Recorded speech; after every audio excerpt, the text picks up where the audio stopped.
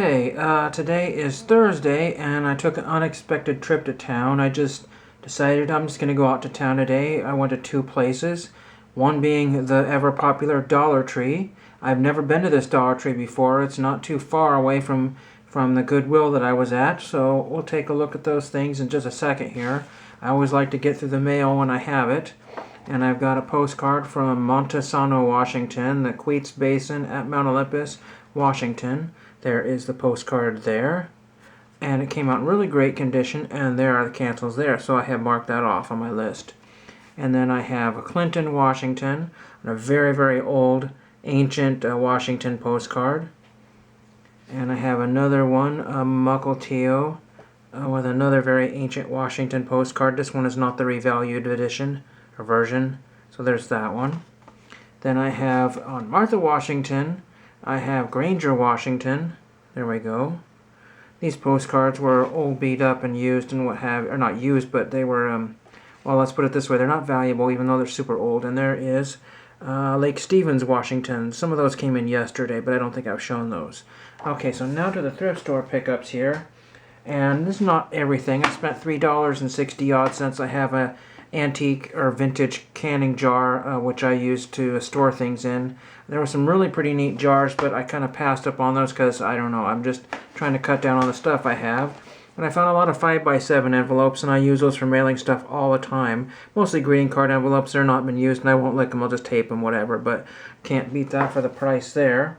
And speaking of envelopes, I picked up some more today at the Dollar Tree. I couldn't believe that they actually had them in.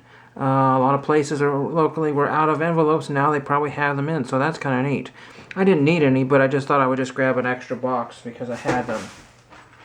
Found this really ancient rabbit coin purse, probably from an old 5 and dime there.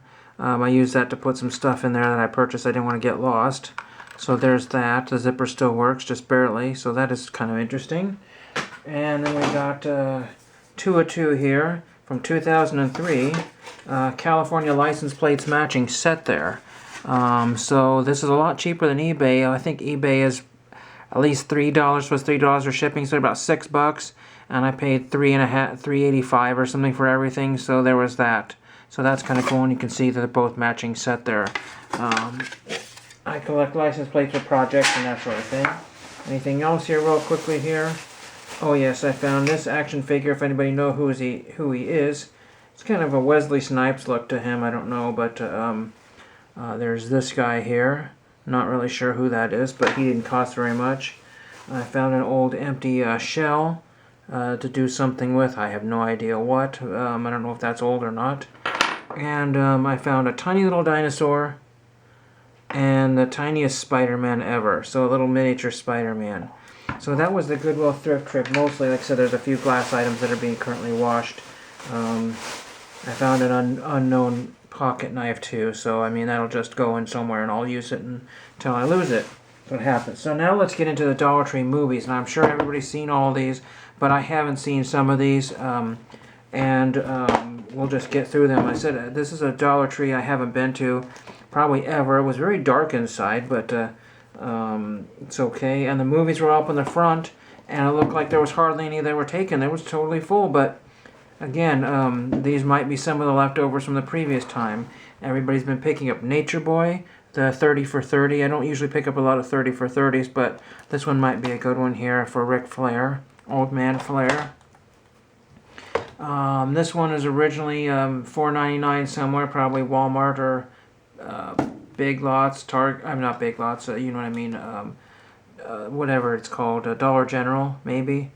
And this is Disappearances with Kris Kristofferson. I believe it's Kris Kristofferson, yes.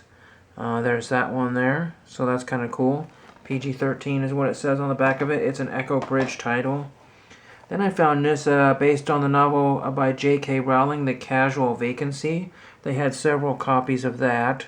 In fact, they had a copy second of The Office. They also had Get Shorty, and there was something else I have seen everywhere else.